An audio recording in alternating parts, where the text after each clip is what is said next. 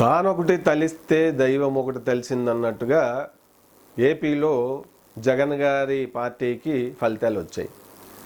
ఏదో రకంగా మళ్ళీ రెండోసారి ముఖ్యమంత్రి కావచ్చు అనుకుంటే ప్రజలు మాత్రం కనీసం ప్రతిపక్ష హోదా కూడా ఇవ్వకుండా పక్కన కూర్చోబెట్టారు. సో ఇప్పుడు చూస్తూ ఉంటే రిషికొండ వైజాగ్లో రాష్ట్రానికి ఒక ఒక ఫిక్స్డ్ క్యాపిటల్ సిటీ గురించి అయితే ఆలోచన చేయలేదు, కానీ 3 రాజధానులు అంటూ చెప్పి అక్కడ ఆయన ఒక విలాసవంతమైనటువంటి ప్యాలెస్ కట్టుకున్నారు. మరి 500 కోట్ల రూపాయల ప్రజాధనాన్ని దుర్వినియోగపరచడమే కాకుండా ప్రకృతి సిద్ధంగా ఏర్పడిన ఋషికొండని సగం సర్వనాశం తొలిచేసి కట్టినటువంటి పరిస్థితి. ప్రకృతి వైవిధ్యాన్ని కూడా దెబ్బకొట్టారు. పర్యావరణం ఇప్పుడు అసలే టెంపరేచర్ ఏ విధంగా పెరిగిపోతున్నాయో మనం గడిచిన సమ్మరే మనకి ఒక పెద్ద ఉదాహరణ. సో పాలకులకి దూరదృష్టి, అభివృద్ధి పట్ల బాధ్యత, ప్రజా సంక్షేమం, ప్రజా అభివృద్ధి పట్ల, రాష్ట్ర అభివృద్ధి పట్ల బాధ్యత లేకుండా అటువంటి వాళ్ళు అధికారంలోకి వచ్చి ఎంతవరకు నేనే డెవలప్ అవ్వాలి, నా దగ్గరే సంపద ఉండాలి, నా దగ్గరే అధికారం ఉండాలి, మిగిలిన వాళ్ళందరినీ తొక్కేయాలి అనేటువంటి ఒక నియంత ఆలోచన ధోరణి ఉంటే ఏ విధంగా ఉంటుందో జగన్ గారే ఒక పెద్ద ఉదాహరణ అంటూ చంద్రబాబు నాయుడు గారు చెప్పినటువంటి ఒక మాట నిజంగా దాన్ని మనం కాదనగలమా? నిజంగా కాదనగలమా? లేదు, అవకాశమే లేదు. సో మొత్తం మీద ఇప్పుడు చూస్తే మళ్ళీ జగన్ గారిని జైలుకి ఆయన జైల్లో పెడతారేమో, ఆయన చేసిన పరిపాలనాపరమైనటువంటి దుర్వినియోగాలకి మరి మళ్ళీ ఆల్రెడీ గతంలో మరి వాళ్ళ ఆయన వైఎస్ఆర్ గారు ఉన్నప్పుడు లక్షలాది షెల్ కంపెనీలు పెట్టి లక్షల కోట్లకు పైగా ఆయన ఇది చేసినట్టుగా ఆరోపణలు ఎదుర్కొన్నటువంటి పరిస్థితి ఉంది. దానికి 2019 ముందు మరి 16 నెలల పాటు జైల్లో ఉన్నటువంటి పరిస్థితి కూడా ఉండింది. సో మరి ప్రతి శుక్రవారం జైలుకి వెళ్ళాలి, అదే కోర్టుకి అటెండ్ అవ్వాల్సిన పరిస్థితి ఉంటే ముఖ్యమంత్రి అయ్యాక దాన్ని ఏదో రకంగా అడ్డుపెట్టుకోవడమే, తప్పించుకునే పరిస్థితి చేశారు. ఇప్పుడు మరి మాజీ ముఖ్యమంత్రి అవగానే ముఖ్యమంత్రి నిజంగా ఎందుకు ఆయనకి అంత భయం? 30-40 మంది ప్రైవేట్ సెక్యూరిటీ పెట్టుకోవాల్సినటువంటి పరిస్థితి ఏంటి? ఇదేమన్నా అంటే ఆయన ఏమన్నా నక్సలైట్లతో పోరాడారా? ఉగ్రవాద శక్తులతో పోరాడారా? ఆయనకి ఏమైనా థ్రెట్ ఉందా? ఎందుకు మరి నిజంగా ప్రజాపాలన చేసుంటే 30-40 మంది ప్రైవేట్ సెక్యూరిటీ ఎందుకు జగన్ గారికి, మాజీ ముఖ్యమంత్రి గారికి? ఆయన ప్రజలకు సమాధానం చెప్పాల్సినటువంటి పరిస్థితి ఉంది. ప్రజలు కూడా ఆలోచించాల్సిన పరిస్థితి ఉంది. ఇప్పుడు దేశవ్యాప్తంగా ఇట్లా ప్రత్యేకంగా జనరల్గా పోలీస్ డిపార్ట్మెంట్లో ఉన్న బాసులకి నక్సల్స్ ఉద్యమాల్లో, అంటే ఈ నక్సల్స్ ప్రభావిత ప్రాంతాల్లో, ఉగ్రవాద ప్రభావిత ప్రాంతాల్లో పనిచేసిన టాప్ మోస్ట్ పోలీస్ బాసులకి థ్రెట్ ఉంటుంది అనే ఉద్దేశంతో వాళ్ళకి హై సెక్యూరిటీ ప్రభుత్వం వైపు నుంచి ఉంటుంది. మామూలుగా మాజీ ముఖ్యమంత్రులు అయితే వాళ్ళకి సాధారణమైన ఒక గవర్నమెంట్ రాజ్యాంగపరంగా ఉండేటువంటి కొంత సెక్యూరిటీ ఇవ్వడం అనేది జరుగుతుంటుంది. అలా కాకుండా ఈయన జగన్ గారు ఒక ప్రత్యేక సంస్థ, ప్రైవేట్ సంస్థతో మాట్లాడుకుని మరి అంటే పాదయాత్ర సమయంలో తెచ్చుకున్నారు, అది పెట్టుకున్నారంటే ఓకే. ఎందుకంటే మరి పాదయాత్ర అంటే లక్షల మంది మరి ప్రజలు వచ్చినప్పుడు కంట్రోల్ చేయడానికి ఉండాలి, సిస్టమ్ ఉండాలి. ఇప్పుడు ఎందుకు ఆయనకి ముఖ్యమంత్రిగా చేశారు?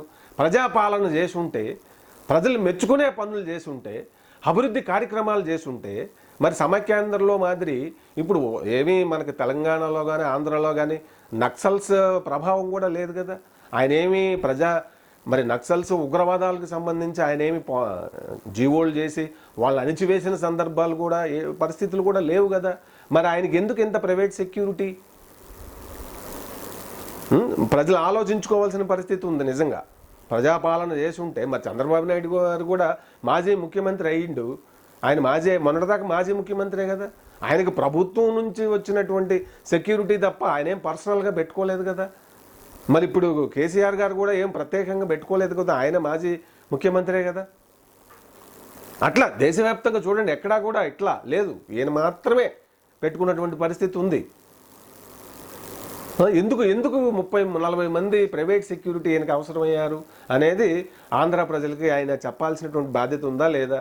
సరే, ఇప్పుడు అదంతా ఒక ఎత్తు అయితే ఇప్పుడు ఆడుదాం ఆంధ్ర అని చెప్పి అక్కడ పెద్ద స్కామ్ ఒకటి బయటపడతా ఉంది. దాంట్లో మరి మొన్నటిదాకా చంద్రబాబు నాయుడు గారిని అన్యాయంగా అరెస్ట్ చేసి జైల్లో పెడితే టపాసులు పేల్చి అన్న ముఖంలో, జగనన్న ముఖంలో ఆనందం చూడాలని చెప్పి ఆమె టపాసులు పేల్చినటువంటి ఘనాపాటి ఆమె రోజా గారు.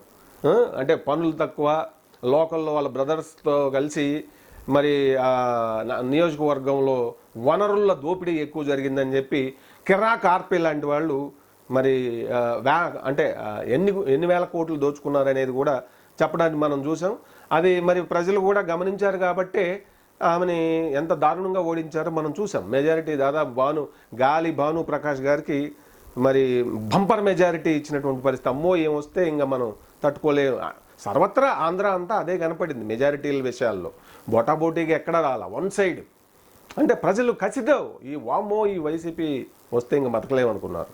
మొత్తం మీద ఇప్పుడు మరి స్కాములు బయటపడతా ఉన్నాయి. ఆల్రెడీ జైలుకి వెళ్ళిన మరి అప్పటి ఆరోపణలు ఉన్నాయి. మరి ఇప్పుడు కొత్తగా 5 ఏళ్ల పరిపాలనలో చేసినటువంటి స్కాములు ఒక్కొక్కటి బయటపడతా ఉన్నాయి. ఆల్రెడీ పోలవరంలో కూడా రివర్స్ స్టాండింగ్ అని చెప్పి మరి ఇది తిరుపతి వెంకన్న బడ్జెట్లలో కూడా స్కాములు, ఇట్లా అదే మొత్తం పరిపాలనలో అంతా దోపిడీ జరిగిన పరిస్థితి కనపడుతుంది.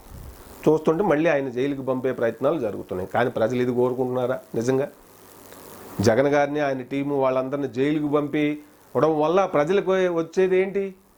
నిజంగా వాళ్ళకే ఇంకా మేలు జరిగే ఒక సానుభూతి క్రియేట్ అవకాశం ఉంటుంది. వాళ్ళైతే జైల్లో పెడితే బాగుండనే కోరుకునే అవకాశాలు ఉంటాయి. ఎందుకంటే మన దేశంలో రాజకీయ నాయకులకు జైలుకి వెళ్తే అదొక, ఇప్పుడు రౌడీ బ్యాచ్ ఏమో అదొక ఐడెంటిటీ, ఈ రాజకీయాల్లో ఉన్న నాయకులకైతే ఒక సింపతి ఫ్యాక్టర్.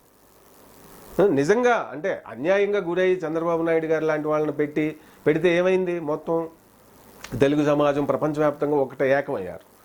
కానీ మరి జైల్లో పెట్టగా 16 నెలలు వాళ్ళు తప్పులు చేసినా కూడా తప్పులు చేసిన వాళ్ళ మీద సింపతి. మరి ఎందుకంటే థర్డ్ వరల్డ్ కంట్రీస్లో ఈ పేదరికంలో ఉండే జనాలకి జనరల్గా ఏముంటుంది?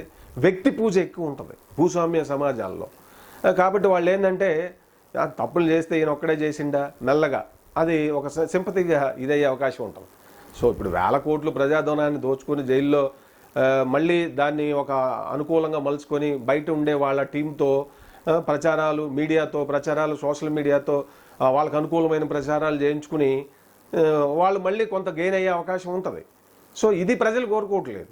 1000 కోట్లని రికవరీ చేసి, కొంతైనా రికవరీ చేసి అది రాష్ట్ర అభివృద్ధికి, ప్రజల అభివృద్ధికి చేయాలని చెప్పి అయితే తెలుగు సమాజాలు కోరుకుంటున్నాయి. ఇక్కడ ఇది కూడా అదే పరిస్థితి. రేవంత్ రెడ్డి గారి నుంచి కూడా అదే కోరుకుంటున్నారు. కల్వకుంట్ల ఫ్యామిలీ కేసీఆర్ గారి హయాంలో మరి కాళేశ్వరాన్ని ఒక ఏటీఎంగా మార్చుకున్న పరిస్థితి ఉందని చెప్పి మరి వాళ్ళు ప్రూవ్ చేశారు. కానీ రికవరీ ఏది?